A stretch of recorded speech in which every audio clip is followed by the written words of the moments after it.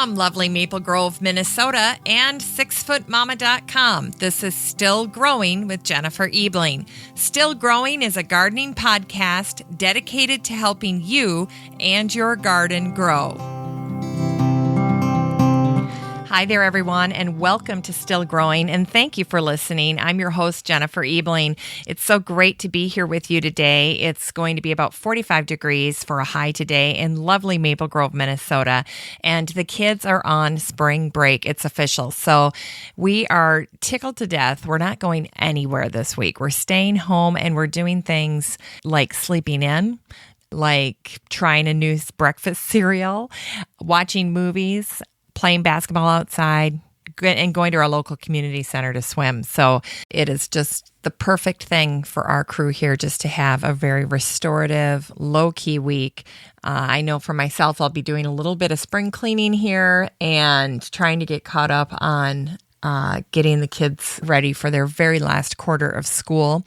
John is going to be transferring to the same little charter school that all the other kids are at, and so I need to go buy him uniform pants and things like that. So a very low-key week, but something that our family so desperately needs, and I have to say I am just loving it. It is exciting to not have a massive amount of suitcases to pack or laundry to fall behind on. It just feels really right for us right now. So enjoying the time at home.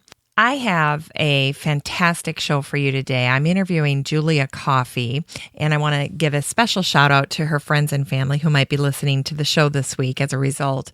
In 2011, Julia bought the Seeds Trust Seed Company from her mentor and seed-saving pioneer, Bill McDorman.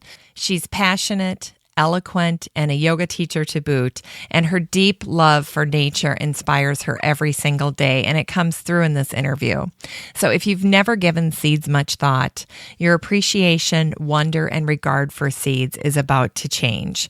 In this episode, I like to say Julia is going to give us kind of Seed School 101, a Cliff Notes version of just seed basics. And then in our next episode, Julia will be walking us through the Seeds Trust Seed Catalog, which is extremely interesting. And I know for myself, I'll be ordering more seeds this year than I ever have before, and attempting to save seeds at the end of the season. So some new things happening in my own garden this year, and hopefully some inspiration for you as you plan your 2014 garden. Just a few of the quick normal reminders before we get to the interview. Don't forget, you can review all of the information that is covered in the show today in the show notes, which are located on my website at sixfootmama.com. That's the number 6, FTMAMA.com. And you'll find the Still Growing podcast in the top menu. And there you can also go back through and look at all of the previous episodes of the show. If you like the show, there's a number of ways that you can support Still Growing. You can like the show on our Facebook fan page. It's simply facebook.com/stillgrowing with 6 Foot Mama. And then also you can leave a review for the show on iTunes, which, as I explained last week, involves a few steps for you. But I so appreciate anybody who can leave a review for the show because it really helps it show up in the search bar for gardening podcasts available on iTunes.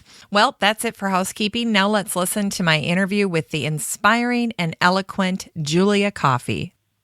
Well, I'm thrilled today to have on the show Julia Coffey of Seeds Trust. She's a fascinating young woman who recently took over the Seeds Trust. She actually bought the company from her mentor, and she has a unique story that all starts with an opportunity she had a few years ago to learn about saving seeds. That experience changed her life, and I'm so pleased it did because she's become a real advocate and steward of seeds, something the world really needs more of. So welcome, Julia. Thanks, Jennifer. I'm happy to be here. Julia, you and I chatted before this interview, and we had a chance to talk about some of the really amazing experiences you've had, especially for someone in their mid-20s. Could you share with us where you grew up and then your path to the Seeds Trust? Well, I am a Colorado native, born in Denver. I went to CU, Boulder, and I didn't study anything that has to do with plants or seeds. I studied linguistics and French. That's what I ended up with. I studied a whole bunch of other things, but I graduated in 4 years. Yay! Yeah. So with my French and linguistics degrees, I moved to France and I taught English for a while. And honestly, that is where all of this started. I had been really interested in making sure that my dollar went to things that I believed in. So I was a really careful eater as far as where I purchased things. I went through all my phases of, vegetarianism, veganism, macrobiotics, all that kind of stuff, just to experience participating in the economy in a way that was in accordance with what I believed in. And so when I was in France, I saw this really fascinating kind of clash of cultures, is I guess how I would describe it. And it was with food. And so it was this kind of clash between globalization and industrialized food and this really specialized, localized model. And in the same square in the town I was living in, you would have artisans come and farmers come and bring all kinds of local stuff. So local produce from their farms, handmade cheeses and stuff like that. And then right next door, you'd have a store that sold a whole bunch of really cheap items that tended to be processed and kind of the more globalized variety, industrialized food, and that's fine. But there's just this really interesting culture. And it got me thinking. And I never thought that I'd be the type to research on my free time. But I did, and I was specifically interested in what was going on in my country, in the United States, in my state, how can we make our food system better. And so I found the Lyons Farmette in Colorado when I got back. And that is how I met my mentor, Bill. He was actually doing a seed talk. He's speaking about the diversity of seeds. And I happened to be taking a tour of this farmette, which is just a little tiny farm. They practice permaculture. They're doing all kinds of really great stuff with sustainable agriculture. And for people who don't know, your mentor is Bill McDorman, and he is a really well-renowned seedsman and he devoted his life to seeds. He's still working with seeds. He's right now the director of Native Seed Search in Tucson. But so I own Seeds Trust, and he's the one who owned it before me, and I learned everything I know from him.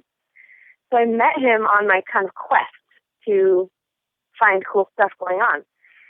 And I was totally hooked. The minute he told me, and the rest of us who were at the lecture, what was going on with biodiversity and how it's deteriorating, I was like, okay, this is what I want to do. This is what I want to help with, have a hand in, and make better. And he mentioned at the end of class that he was putting on seed school. And I was like, oh, cool, that's so awesome. And it's like a week-long series of workshops on everything seed. Genetics, the seed industry, seed businesses, all kinds of stuff seeds. And so I came up to him after class and I was like, Bill, I want to come to this. Please let me come to Seed Trust. I have no money. And he's like, oh, that's fine. We want to save the world. Come on down. Seed's cool. And then he sent me to the back of the room to talk to his wife, Belle. And I was like, hey, Belle, I'm going to come to seed school. She's like, did Bill tell you that you could come for free? And I'm like, yeah. She's like, yeah, we need to talk about this. We need to find a way for you to actually make it happen. They're such an amazing pair. Like, he has this amazing vision, and so does she. But she's also the one that really can make things happen. And was like, all right, let's talk. That's anyway, awesome. I struck up a deal with the city of Lyons, a little town. If they sent me down to seed school, then I told them I would bring them back the information on how to set up a seed library, and I would set one up for them. So they were like, definitely. So they sent me down there. I got my seed, a little hint of a seed education, came back to Lyons, set up the seed library, and then moved back with Bill and was with him for a while, being his little seed apprentice. So that's kind of my story about how I got into it. That's amazing. Now, before we delve into what you're doing now with Seeds Trust, I know from my internet research that you're a meditation and yoga teacher as well. And you started this passion about the same time you were learning about seeds, didn't you? Yeah, I did. It was kind of an interesting journey. When you talk about seeds, it's so easy to get into all these crazy metaphors. Seeds are kind of inspiring little beings, I suppose, and the way that they can plant and germinate, they're a really great metaphor for life and ideas and stuff like that. And that's kind of the way I got into yoga, in that these little ideas kind of sprouted. And a lot of them were steps in me finding out who I was and kind of letting that seed grow, this me seed. And Sedona, which is where I was in Cornville, Arizona, which is right near Sedona, has this really wonderful kind of new agey community. There's lots of really great yoga. And I really got into it. I was sitting quietly more. I was paying attention to the connection that I have with the earth, with myself. And that connection and that paying attention just led to, I don't know, like a deeper understanding of my body, of my mind, my heart, all that kind of stuff. And it's just a really nice segue into yoga and meditation. It just kind of happened naturally. I think gardening and that kind of thing go hand in hand anyway, don't you? I do. For many, many people, it's this really lovely way of meditating and connecting. Yes. Heidi Highland is a famous gardener in our area here in Minnesota. And she said one time in a talk, because she's going to school for garden therapy, that the minute your hands touch soil, serotonin is released in your brain, and it does all kinds of things for therapeutic benefits for your body. So it's a pretty fascinating, pretty fascinating new field, and it's kind of a marriage between gardening and what you're doing on the meditative side. Absolutely. That's lovely. Yeah, it is. I love the quotes that you've had. I mean, just in this last little bit here, I thought you had so many wonderful little tidbits, little things, little connections that you've made between seeds and yourself and your own personal growth. I love the me seed notion. Did you come up with that? Yeah, just right now. I was like, oh God, this is getting so corny. I'm just going with it. I love it. No, I love it. It's the me seed. That's awesome. So share the Seeds Trust story, because it goes back a ways. And for people who aren't familiar with it, I think it's got a worthwhile history. Yeah, definitely. Well, so it starts with Bill McDorman in Ketchum, Idaho. When he finished college, he and some buddies were trying to put together a nonprofit for a garden, a community garden. And in his efforts to find the best seeds, he actually came across kind of a startling figure. And that was, we discovered that at that time, we were on the verge of completing a system that would result in the loss of 90% of diversity in our agriculture. And he was blown away and tied down forevermore to his seed quest, I suppose. I mean, he said to himself, somebody's got to do something about this. And so he did, and he figured he'd be in it, for like 3 years. He was a young guy, and he's devoted his entire productive life to reversing that statistic. So he started Seeds Trust. He started his own little seed company. He kind of moved away from the community gardening. And in 1989, right when kind of the papers were all signed and Seeds Trust sprang into being, he was invited to go on a scientific expedition to Siberia. And it was one of the first groups of people to go behind the Iron Curtain, because this is right after it fell.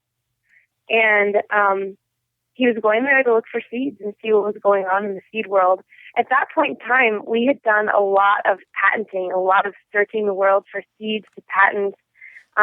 We were in this kind of hybridizing craze. And behind the Iron Curtain, it was untouched. Nobody could really go back there. And so there was just this idea of there being this plentiful diversity, and it was absolutely true. At that point in time, people in Siberia were given plots of land outside of the city center because they kind of had to fend for themselves. There were not really many choices in the grocery stores, and that wasn't something that was really thriving at that time.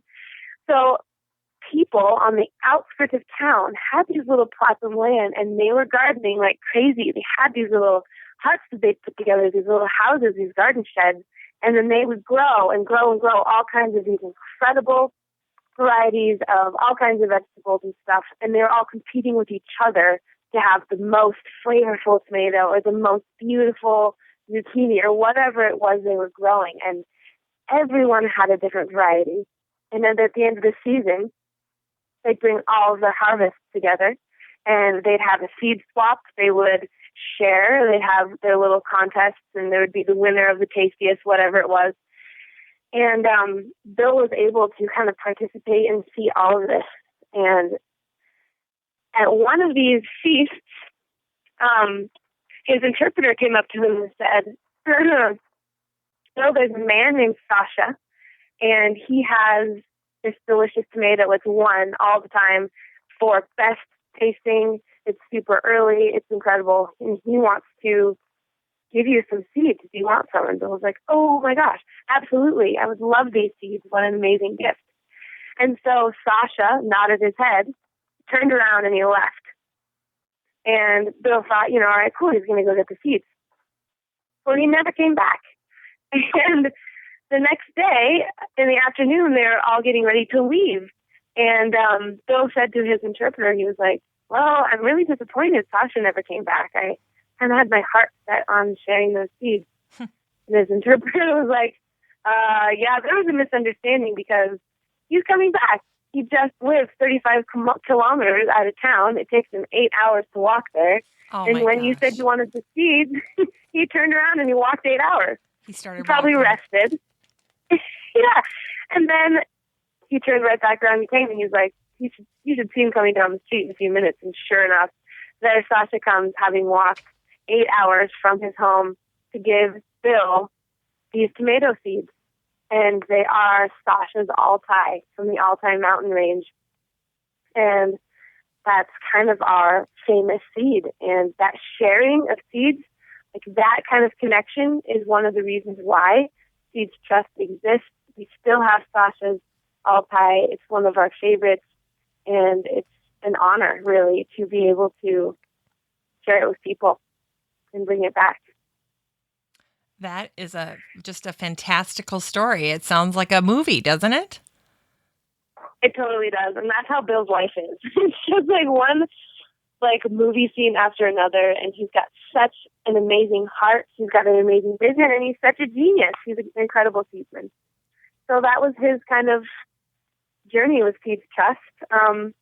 At the point in time when I got into it, it was kind of like the perfect timing, right when I stepped into Seeds Trust and learned and began running it, and he was trusting me with running it.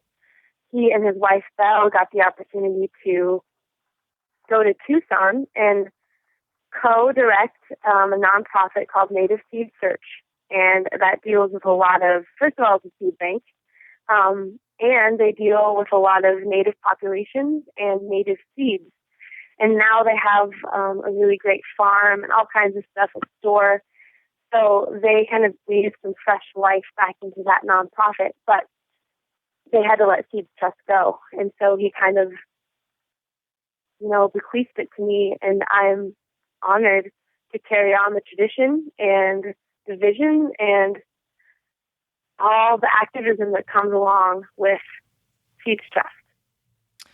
Julia, do you mind sharing with people how old you were when you took over Seeds Trust?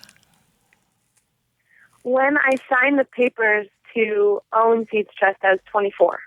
So you're 24 years old, and I would say you're a very lucky lady because you figured out at a very young age what your passion is, and you're doing it. Yeah. Which, I know. takes people, forever sometimes. So It does. And, things change. And the thing about Seeds Trust is I am my own boss. And it's seasonal. So I have time and space to do other things that I love. And so I'm really fulfilled in doing something I believe in and being able to do other things that kind of round me out as a person. And yeah, absolutely. I'm one lucky person. That's for sure.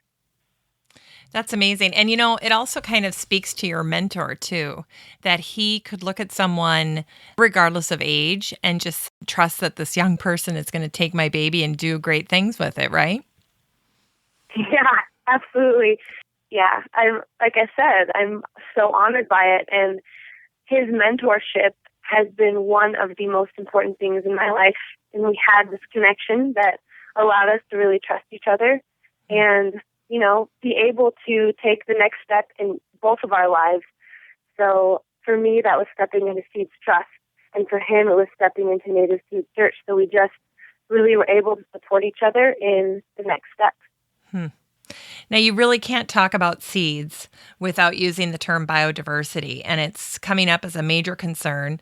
And obviously, it was one of the reasons why Bill went all the way to Siberia, right?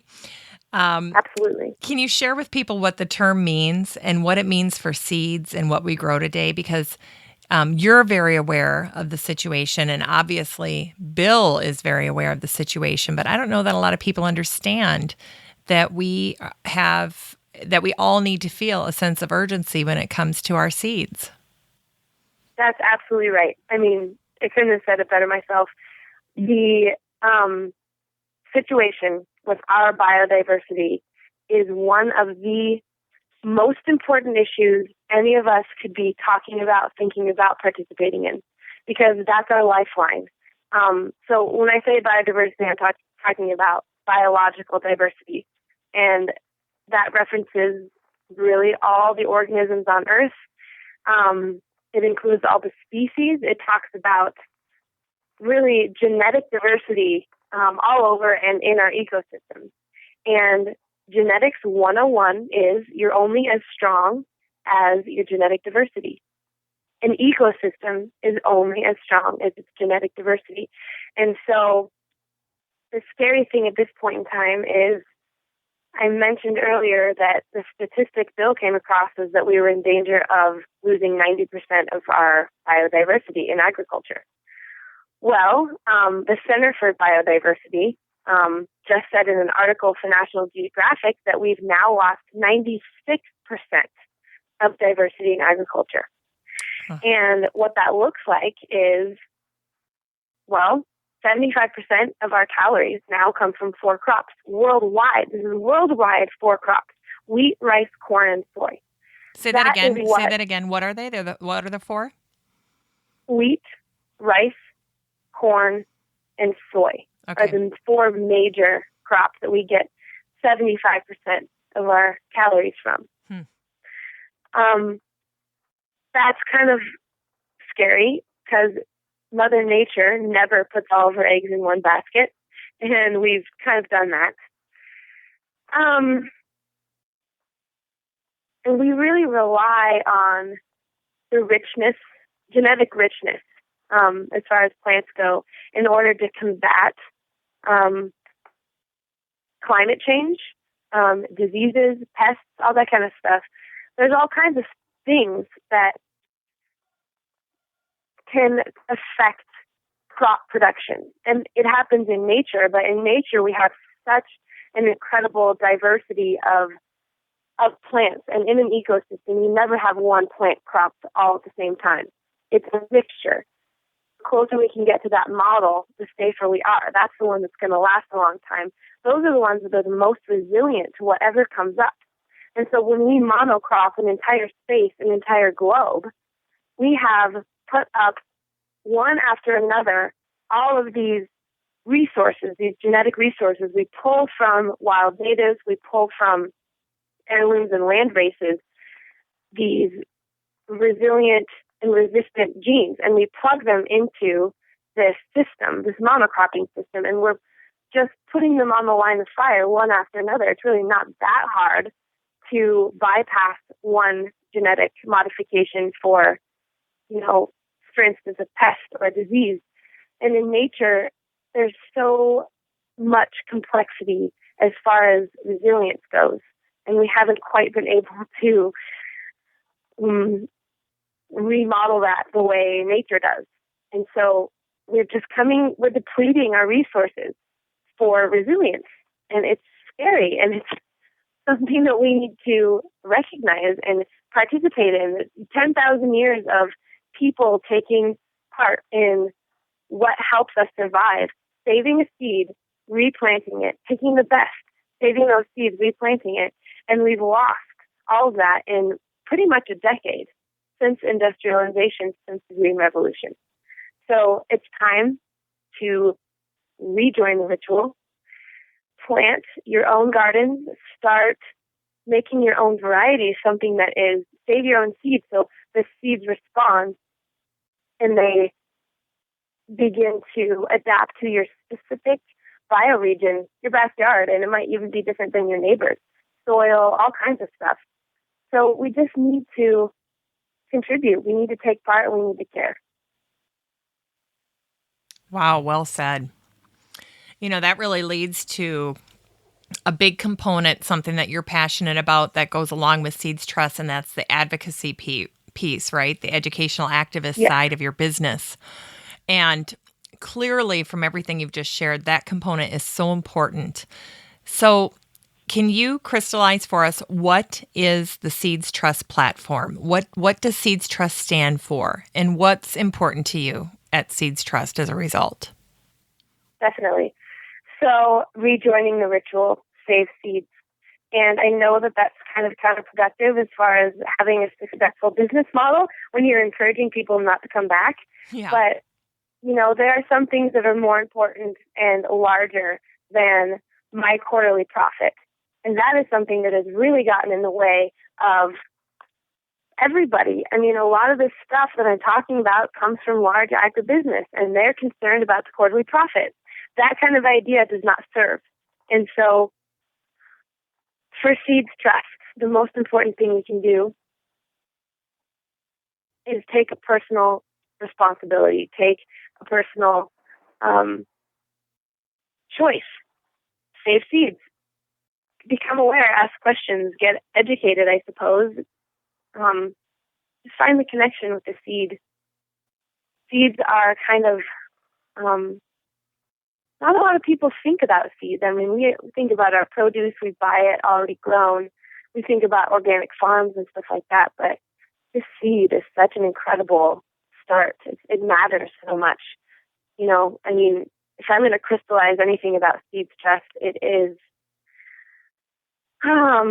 save seeds and participate in making the world better. For people who are thinking about saving seed, before we get into the how-tos of doing that, I want to keep going along the lines of some of the miraculous things that seeds are capable of doing. And you and I talked about this a little bit last week when we kind of did our pre-interview phone chat. But one of the things that I thought about after our first phone call was how much we take for granted that seeds just grow. We get plants from seeds, and we've just kind of taken that for granted and misappreciated or underappreciated really all the things that are going on to make that miracle happen. I think kids take it for granted these days, even though there's seed growing activities in school. It's almost like robotic the way that we think about seeds now. We put it in the ground, we add some water, it grows, we're done. But they're very miraculous, and there are a lot of very interesting facts about seeds. So I was wondering if there are some things that you could share with our listeners that might surprise people, some interesting facts about seeds that people have not been made familiar with. Well, one of the things that touches me most about seeds and helps me come back to how incredible they are is the fact that they are, as Bill loves to say, living, breathing embryos. The potential in a seed is almost unfathomable. I every day sit around hundreds of jars of seeds, and the energy in the room is almost palpable. Like, these little guys are not, I mean, they're not inert, lifeless little balls. They have a potential energy in them that the future generations, all their future generations, count on. So that little seed will replicate hundreds and hundreds and hundreds of times over. That little tiny thing, you plant it, a parent comes up, and the cycle continues. Like, it's just a little representation of the entire life cycle and history of that plant. They are little time capsules that have a future as well. So when I think about how sophisticated that technology is, it blows me away, especially when we think of, and Bill likes to say this too, we're all kind of surprised and impressed by a computer chip. Well, you think about the self-replicating nature of a seed. It's much more sophisticated and complicated than a chip. And to come back to that and to know that nature created that, and that's something that we foster and have a relationship with, that's one of the most impressive things to me about seeds. They also have this incredible capacity to adapt. I mean, we're talking about the grown-out version, but it takes cues from the environment and then adapts and then passes that on to the next generation. It's just so responsive. And seeds are gorgeous. I mean, lupine seeds, you should see these things. They're like these little earth-toned gem pebble things. They all have a particular scent, like carrot seeds smell so awesome. Let's see, radish seeds have a very interesting, well, they don't smell very good, but they all kind of have their own character and scent and texture and life force. It's just really cool to be able to touch seeds and look at them and observe them and have a relationship with them. Do they expire? I mean, do seeds, when you get the seed packet sometimes from the store, it'll have an expiration date on it. Do they really expire? Yeah. That's such a great question. So every year that goes by, their viability just statistically does decrease. But you have to have faith in the seed. I mean, these guys were made to, face the elements, to sprout when they needed to kind of hold off as they needed to. So, it could be the case that one seed's not viable in a year, but that's not the case for all of them. You got to give them a try. For instance, one of the oldest known germinating seeds is 2,000 years old. It's a date palm. It was found in, I think, a shard of pottery in Israel, and they germinated it, and sure enough, that thing sprouted. I mean, oh my gosh. 2,000 years old. So the thing is, and the way I'm going to answer is, you never know. I mean, as a seed business, and the seed industry will say, like, if the seed's a year old, then you got to donate it and then start over. But give them a chance. We don't want to be wasting any of these resources. So it really depends. Totally depends. You got to keep them in a cool, dark place to give them the best chance. But they're pretty resilient. They were designed to survive, weren't they? Mm-hmm. Sure. So for folks who are unfamiliar with the term seed library, or, it's quite possible that they don't live near a seed library, there just are not that many of them. Can you share what a seed library is and the purpose that it serves today in the handful of them that there are around the country? Absolutely. So there is a new movement. It started about 5 years ago to develop seed libraries all over the nation and, worldwide.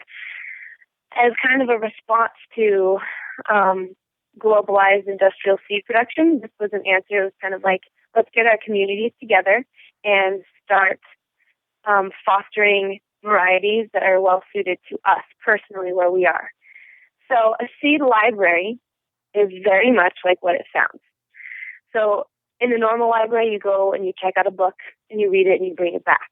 Well, it's the same kind of model, and a lot of seed libraries actually are located in book libraries. You go in and you check out a packet of seeds. You take them home, you plant them, and then you save your seeds. So you bring back a certain percentage so you can still enjoy the fruits of your harvest. So you bring back a certain percentage of seeds, recheck them in, and you've kind of contributed to a richer biodiversity in your particular region. And there are, typically with seed libraries, there's a really strong educational component so that people who are intimidated have resources, have support, encouragement, and, access to know-how. And there are certain seeds that are easy to save. There are seeds that are a little trickier, and there are seeds that are pretty complicated. And all of that usually is presented in a seed library. There's usually some kind of ongoing lecture series. And at this point in time, there are 200 seed libraries in the country. And you can go to Richmond Grows. Let's see, what is it? I think you could just Google it because I'm not quite sure of the exact web address. But it's like the mothership of seed libraries, and they have a listing of all the cities that have seed libraries. You can see if you have one. So it's a pretty good resource. You can find out if there's a seed library near you through this resource. Yes. Okay. Exactly. We'll Google it, we'll find it, and we'll put it on the show notes for this episode. So for folks who are interested, or if they can't find it on their own, they know they can always come to the Still Growing podcast and they can locate it there. Perfect. Yeah. Now, yes. How many customers of the Seeds Trust are there, and how has it grown through the years? What have you noticed in terms of your customer base? Well, that's a really interesting question. So I've only been running this thing for like 2.5 years. Okay. So when Bill started out, it was pretty small. Once he started getting his catalog out, things started growing, but it's been this really kind of slow going and constantly growing clientele. And the really fascinating part about it is, especially for me at this point in time, is the mixture between people who don't have computers, have no access to anything like that, and people who are kind of like only doing the computer thing. So I will get mail orders from people who write out their order, have an old catalog, and send me a check, and it's all corresponded through mail. And then I have the other clientele that is just, it's all online, it's all through email, all that kind of stuff. So for me, it's complicated to keep both of those kinds of clients happy in what I have to offer. I've got a client base of thousands and thousands of people. Some of them come back year after year, some of them every few years. But that's kind of a question that I am also continuing to observe, because 2.5 years is not long enough for me to really appreciate what's going on. You know what I mean? Yeah, you're still learning, right? Still learning. I'm a beginner in so many ways.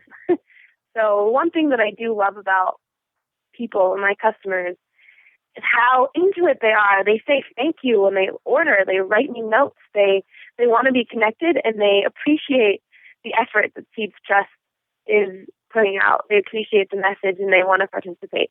That is so awesome. And to have clients like that just gives me the energy to keep doing, what I do. It's awesome. That's it's a really awesome. good little feedback system. Yeah. Well, and it's a good reminder, all of us need appreciation. It's such a motivator. It's the difference between, withholding your discretionary effort and then just freely giving it, right? Yeah, absolutely. And, things get tough down there. It's just me by myself running everything. And sometimes, I mess up. sometimes orders don't go out as quickly as they should.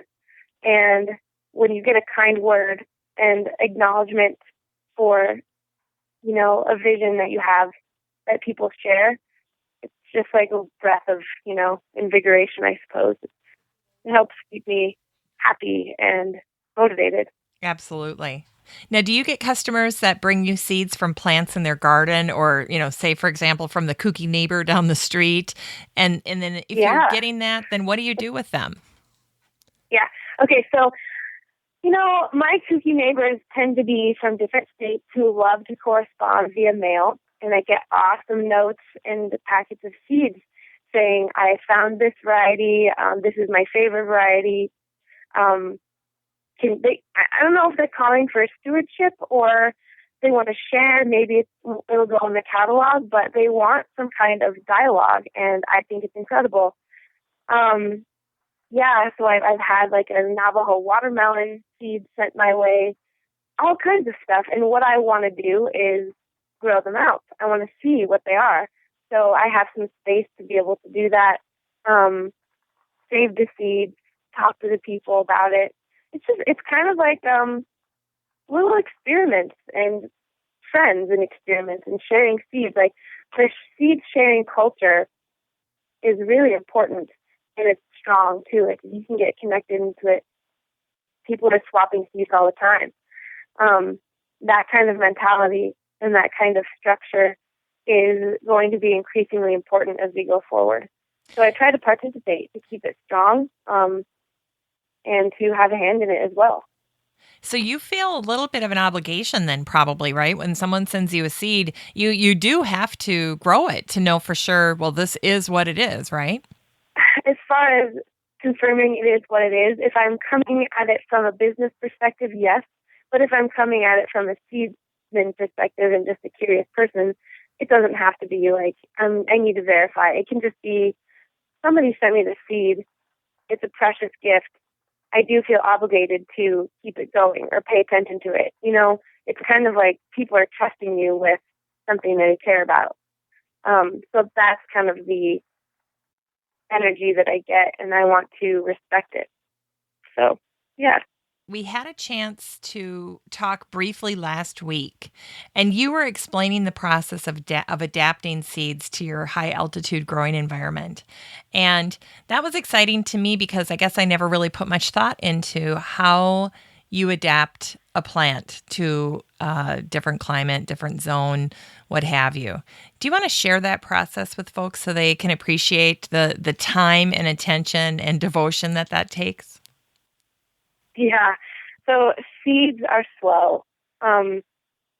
Slow food has its name because there is a difference between the kind of like quick-paced, immediate gratification society that we sometimes participate in and this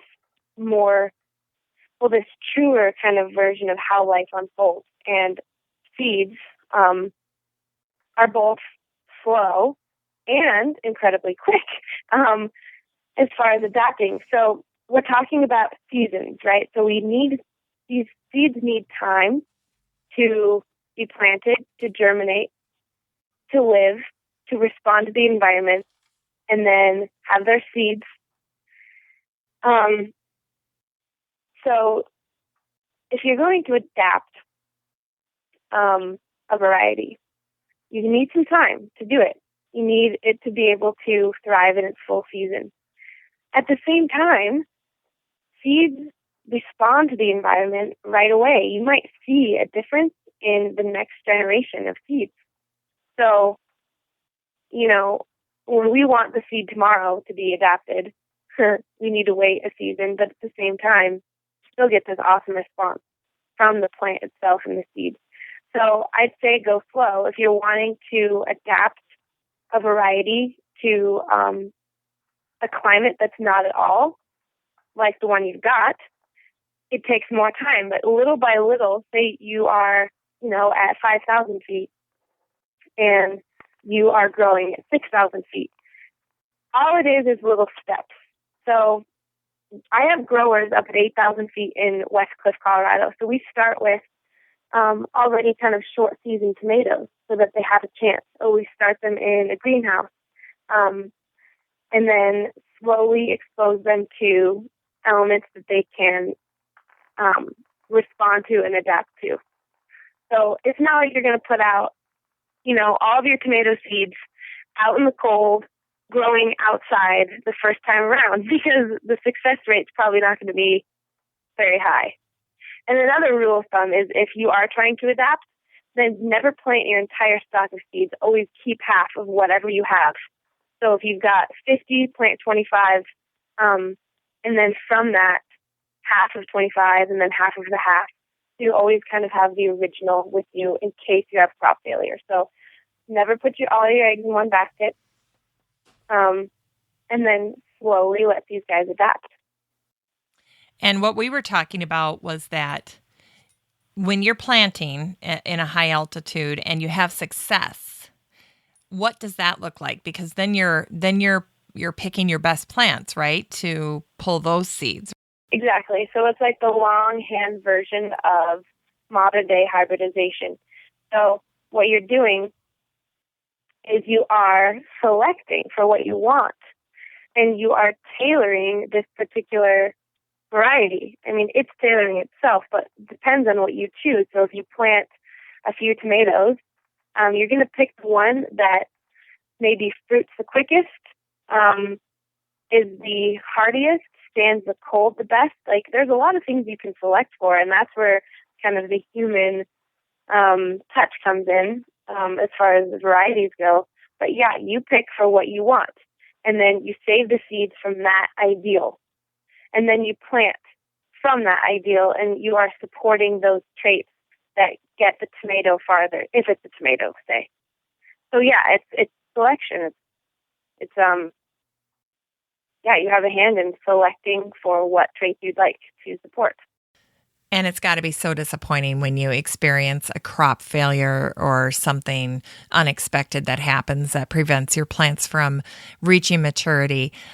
What do you do to ensure that your efforts are as successful as they can be? Oh my gosh, that's such a great question, and it's very particular to every gardener. Yes, it is really disappointing because you never know. We planted glass gem corn last season, and I have these incredible genius growers in West Cliff, Colorado at 8,000 feet who I would trust any seed to. They go all out. Penn, who is one of my growers, she dances out there in the field of corn. Like, that's how personal it gets. The more connection you have to what you're growing, like emotional connection, the better they will do. It's kind of like the whole thing is you got to talk to your plants to let them grow. That connection is important. Soil is important. You've got to have awesome soil. That being said, if you're trying to adapt a certain variety to less rich soil, that's something you can do. But really, attentiveness, maybe your own little rituals like Penn dances. But we had a crop failure with the glass gem corn. We were trying to adapt it to high altitude, and it was just one of those freaky years where it was really wet and cool and cloudy in the mountains, and that's not really like us here in Colorado. And it was just one of those things that Mother Nature threw at us, and it was a no-go, and it was really devastating because when you put your heart and soul into something that you care about and you want to see come to fruit, it's a bummer. But you got to be prepared. It's going to happen. You have to have that resilient heart to come back and do it again. And then as far as technical things to make sure it doesn't happen, Penn and Cord built this greenhouse to cover up that glass gem. You can build covers. You can enrich your soil with natural stuff like kelp meal or soluble seaweed that extends the roots down into the earth so they can get a little bit more nutrition. You can do cover crops that ends up putting nitrogen back in your soil so that as you plant the next year, the soil is not depleted. There's all kinds of things, and they're so particular to each gardener. And when you're talking about Penn, your grower, can you tell us a little bit more about her? Because she's quite the grower for you, isn't she? Yes.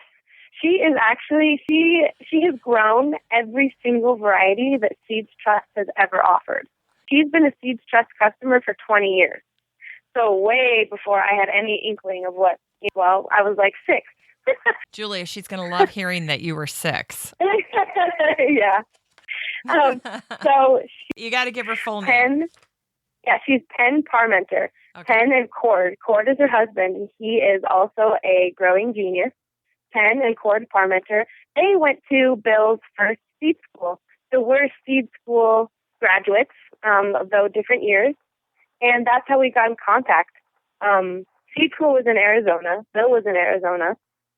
And when I brought the seed business back to Colorado, Penn and Cord and I started talking because now we're in the same state. They have been growers for a really long time for themselves. They are really hardcore mountain people, and they are totally in tune with the land. They know what's going on up there. And they're an incredible resource because, like I said, they've grown everything that Seeds Trust has ever had. And they are magic. Their Penn is a particular tomato genius. Like, that is her specialty. Cord is awesome with corn and really everything in between. And they're just fantastic. It's great when you can have partnerships like that to help you along, isn't it? Yeah, it really is. They also help me stay motivated and inspired because they're they're really seed people, like, through and through. And talking to them always keeps me inspired. They're like my little tribe. Seed people are so particular, and if you're a seed person, you're part of the tribe, and you know. So they kind of help me not feel isolated, and they're my companions in a lot of ways. Now, growing seed is really the very beginning of gardening. And most growers never see the entire life cycle of a plant because you stop it when you harvest or when you eat the fruit or when you cut something down before it bolts. But what you're doing and what all these other growers are doing is really following the entire life cycle of the plant from beginning to another beginning. And that's the way that you're hoping people attempt to grow at least part of their crops every year, right? As gardeners, around the country are listening to this and thinking about their gardens for 2014, that would really be your hope, is that they're able to hold back part of their harvest or let it go to seeds so that they can save some for the following year. Yes, absolutely. And it's great because you can have your cake and eat it too. You can save seeds and you can have, your harvest. So there are a lot of ways to do it, but yes, to follow it from seed to seed is amazing. It's really, really cool. For instance, it is different too. Like, you harvest a tomato to eat it when it's ripe and firm and red, if it's a red tomato. But it's different when you are waiting to harvest the seeds.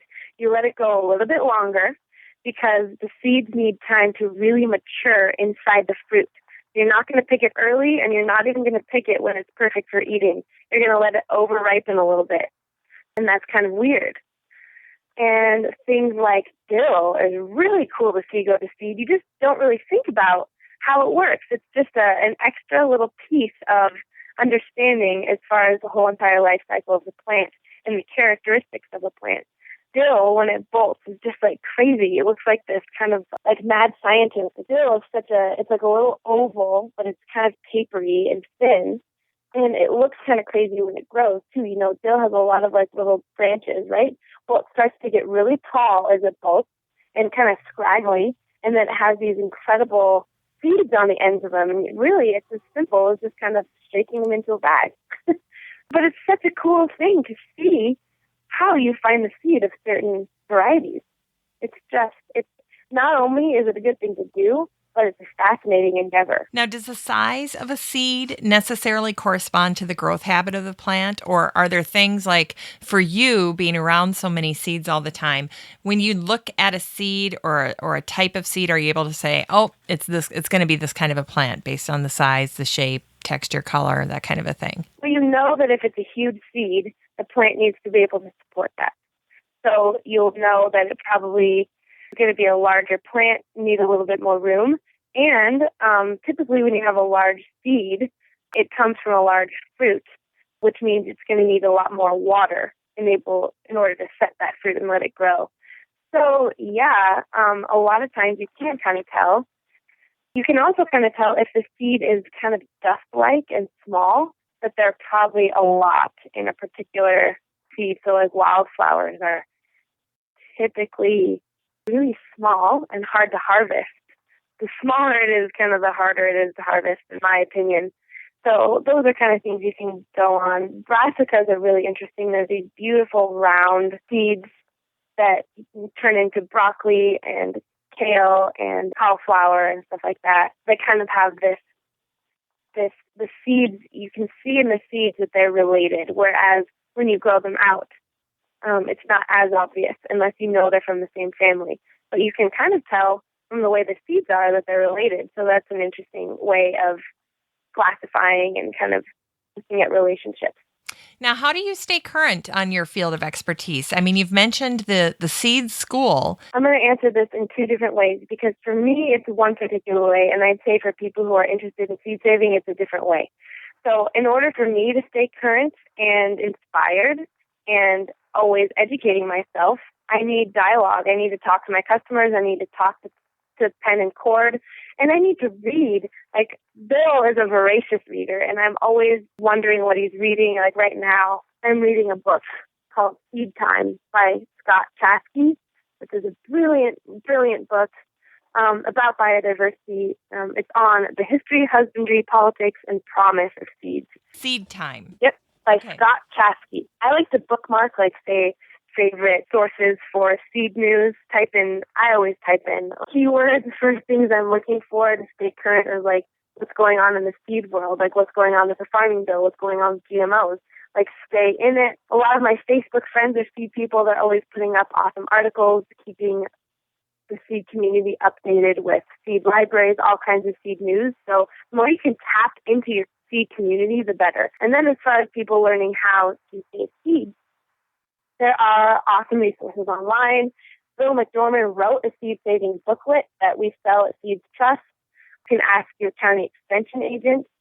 There's all kinds of things. If you get involved in your seed library, they tell you how to save seeds. There are seed schools going on still with Bill, and it's kind of grown a little bit. So there are seed schools not only in Arizona, but all over the country. And if you have a group of people who are interested in going to seed school, you can call Bill and organize him and his staff to come out there and do one. Tell the story of Gem Corn. You touched on that briefly with me in our last conversation and again today. But that particular corn, it's Gem Corn, GEM, and it's been referred to as the most beautiful corn in the world. And that particular type of corn has a link to Seeds Trust. Share this story. I think it's a really brilliant story about what happened, what's the story of Gem Corn, and how did Seeds Trust get swept up into the craze for this amazing seed and plant? Yeah, okay. So it's glass gem corn. It is a variety of corn that was fostered and kind of brought into existence by this half-Cherokee man named Carl Barnes. He was selecting for the most beautiful kernels, and these things are like pastel and like opalescent. They're so gorgeous. And so he had a seed apprentice named Greg Schoen, and I was one of Bill's friends. And once Carl Barnes passed away, and Greg was responsible for all this seed, he wanted to share it with other seedsmen. So he shared it with Bill to ensure the seed's viability and its existence. So Bill now found himself a caretaker of this incredible variety of corn. And not only was it incredible because it's so gorgeous and special aesthetically, but this is someone's life project. And not only one person's, but this is also Carl Barnes' apprentice's life work. Like, this is something that people put energy and love and time into. So it was a pretty huge responsibility for Bill And so he started growing it out, making sure that we had enough seeds to eventually be able to share with people. So Seeds Trust had glass gem corn. And when Bill moved on to Native Seed Search, I bought Seeds Trust, I ended up with this glass gem corn. And Bill had placed a picture of this glass gem corn on our website, on the Seeds Trust website. He was sharing the history of glass gem so that people could be aware of what it was. And about a year ago, I believe, maybe longer, somebody took the picture of the glass gem corn from the Seeds Trust website and posted it on their site or blog. And it went immediately viral. Totally viral. It was traced back to Seeds Trust, so my website totally crashed. I mean, this crashed my server for 2 weeks. I was kicked off of my server because I was considered a liability. Had to move to a new server, get everything restarted, and I got thousands of emails about wanting to buy glass gem corn. And Bill, down at Native Seed Search, was hit with the same kind of enthusiasm. And it just went, people went nuts. And it was so awesome because who would have thought that people would get so worked up and excited about seeds, about corn? Like, that is the one thing that makes me hopeful about our seed future, is this level of enthusiasm for something that we're not even really going to eat. This is something that just looks good. I mean, you can eat it. It's a flint corn. Right? You might even be able to pop it, but you can ground it up and stuff. But people aren't doing that. They're saving it because it's pretty. And man, is that cool. And is it for people who haven't seen the picture of it, we'll make sure we put it up with the show notes. But it almost, when you see it, you almost can't believe it's real. I know. That was one of the things, is like, people comment. It just got on Reddit. This is on Reddit, on one of those. You open it up, and all the people who are commenting on it are like, wait, is this real? This is not real. Like, this is Photoshopped. No, it is 100% real. That photo is as authentic as you get.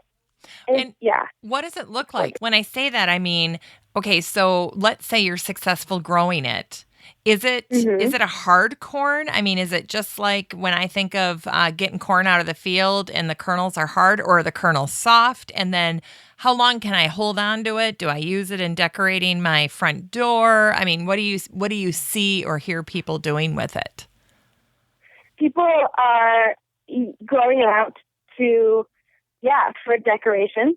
I haven't actually heard of people being like, I decorated my front door. Yeah. The most that I've tracked it is people sharing photos of what their crop was like, and just like reveling in the beauty of the thing that they planted and grew. It is a hard corn. It's a flint corn. So it's made to be ground down into flour. I think you can pop it, actually. But the thing is I haven't had contact with as many people who are willing to do that. And then when you grow it out, it's so interesting.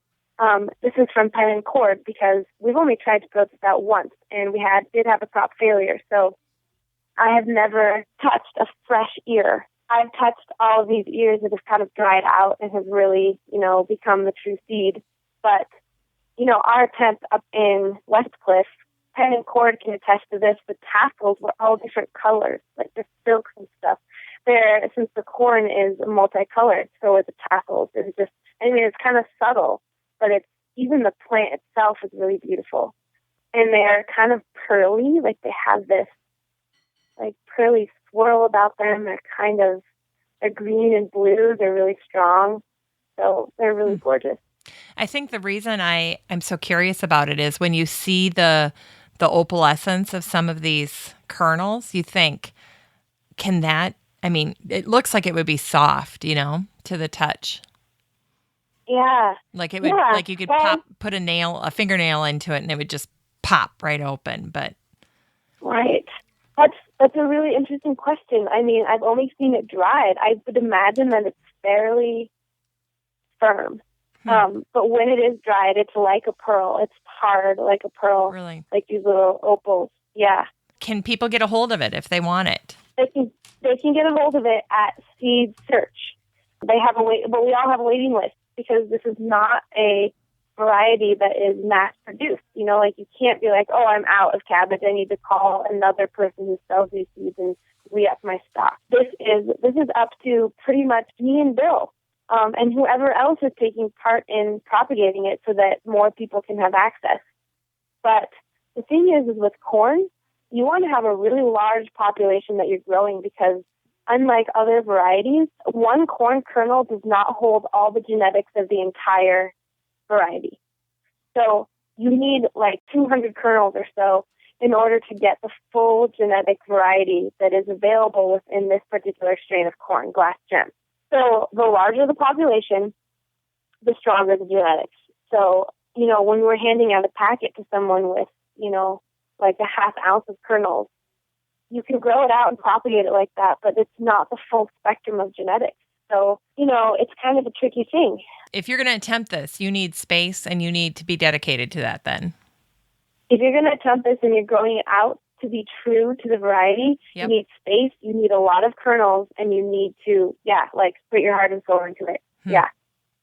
And you need to be willing to dance among the corn like Penn did, right? Yeah, do a corn dance like That's Penn awesome. does under the moon. That's yes, awesome. And so you can get onto a waiting list. If you email me and in the subject write Glass Gem list, then I'll add you to the list. Okay. And I'm going through that person by person as I have corn available. But we had a crop failure last year, so we're hoping this year it's going to be awesome. Yep.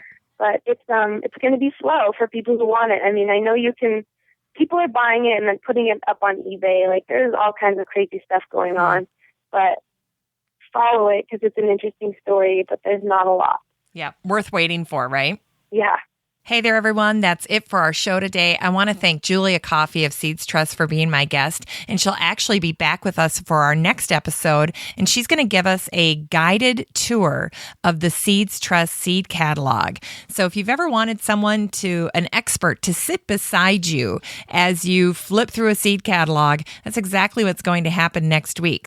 So if you get a chance this week, check out their catalog online and then listen to the show, listen to the next episode, and you'll have a much greater appreciation for the variety of seeds and the quality of seeds that is available at Seeds Trust. Once again, thank you for listening today. You can find this podcast on iTunes as well as Stitcher and the Blackberry Podcast. You can also subscribe to the podcast on my blog at 6footmama.com. That's the number 6ftmama.com. And you can find this episode in the top menu under the Still Growing Podcast. You can always find me at 6footmama.com or on facebook.com/stillgrowing with 6footmama. You can also email me directly at jennifer@6footmama.com. Still Growing with Jennifer Ebling is a 6footmama.com production made in lovely Maple Grove, Minnesota. Still Growing is an hour-long weekly gardening podcast dedicated to helping you and your garden grow.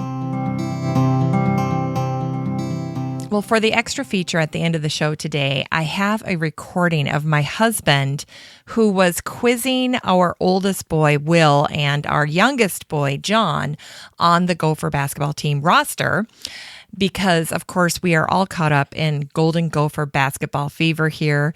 They are playing in the quarterfinals of the NIT tournament, and it's been such a fabulous, fun activity for our family. Of course, we all love watching Gopher basketball, and I actually have a little bin next to the TV in the basement where we watch the Gophers, and it's got Gopher apparel. So if you came downstairs and you forgot to quick throw on your Gopher sweatshirt or Gopher socks or whatever it is, we've got you covered down there, and we've got enough for extra friends and family and guests if they happen to stop by. But we love to watch Golden Gopher basketball, and just so tickled that we get another week of it here, and we wish them all the best. But here is this little clip of my husband and the boys. It was a spontaneous little moment, and I was so happy that I had my recorder handy and I managed to capture it. So I'll share it with you now. Okay, Phil is going to quiz John and Will on the Gopher basketball team. Howdy. Okay, ready? Go. Howdy, Gophers. Maverick. Mitchie. Charles. Bugs. Elliot. Alison. Andre. Hollins. Austin. Hollins. Joey. King. DeAndre. Matthew. Daquan. McNeil. Otto. Oceanish. Kendall. Shell. Malik. Smith. Maurice. Walker. Rich. 13. Ben, Johnson. Dan, McHale. Kamani, Johnson. Young. Good job. Who's young? Kamani Young, he's a coach. Oh, Kamani Young. All right. There you go, guys. And do you know their numbers? Okay. How about Maverick? 13. Charles Buggs. 24. Dang it, close. Ellie Eliason. 55. Andre Hollins. 1. Austin Hollins. 20. Joey King. 24. DeAndre Matthew. 4. Daquan McNeil. Number 5. Otto Osinix. 10. Kendall Shell. Number 2. Malik Smith. 30. Mo Walker. I have no idea. You got them all right. Wow. Way to go, Will. What do you say? Go. Shockers. No, Gophers! Go, Badgers, go. Sean, you traitor. Well, there's our little Gopher fans. We're raising them right here. Reading, writing, arithmetic, and Gophers. Go Gophers.